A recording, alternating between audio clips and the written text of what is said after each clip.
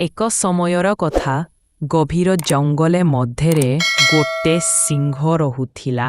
ସେ ବହୁତ ସାହସୀ ଓ ଶକ୍ତିଶାଳୀ ଥିଲା। ଜଙ୍ଗଲର ସମସ୍ତ ପ୍ରାଣୀ ତାଙ୍କୁ ରାଜା ସିଂହ ବୋଲି ସମ୍ମାନ କରୁଥିଲେ। ଗୋଟେ ଦିନ ଜଙ୍ଗଲରେ ଗୋଟେ ଲୋମଡ଼ି ଓ ଖରଗୋଶ ମଧ୍ୟରେ ଝଗଡ଼ା ହେଲା। ଦୁହେଁ ରାଜା ସିଂହଙ୍କ ପାଖକୁ ଗଲେ। ଲୋମଡ଼ି କହିଲା, ମହାରାଜ, ଏଇ ଖରଗୋଶ ମୋ ଆମ୍ବ ଚୋରି କରିଛି। ଖରଗୋଶ କହିଲା, ନାହିଁ ମହାରାଜ, ଆମ୍ବ ଗଛରୁ ଆପେ ଆପେ ଝରି ପଡ଼ିଥିଲା। ସିଂହ କହିଲା, ଠିକ୍ ଅଛି, ମୁଁ ନିଜେ ଦେଖିବି। ସେ ଦୁହେଁଙ୍କୁ ନେଇ ଆମ୍ବ ଗଛ ପାଖକୁ ଗଲା।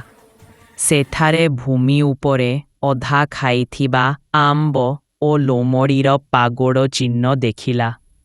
ସିଂହ ହସି କହିଲା, ସତ୍ୟ ଆଗକୁ ଆସିଗଲା। ଲୋମଡ଼ି ମିଥ୍ୟା କହିଛି। ଲୋମଡ଼ି ଲଜ୍ଜିତ ହୋଇ ମାଫି ମାଗିଲା। ସିଂହ କହିଲା, ଏହା ଜଙ୍ଗଲରେ ମିଥ୍ୟାକୁ ସ୍ଥାନ ନାହିଁ। ସମସ୍ତେ ମିଳିମିଶି ରହିବା ଉଚିତ। ସେହି ଦିନଠାରୁ ଜଙ୍ଗଲରେ କେହି ମିଳିମିଶି ରହିବା ଉଚିତ। ସମସ୍ତେ ସିଂହଙ୍କୁ ସମ୍ମାନ କରୁଥିଲେ।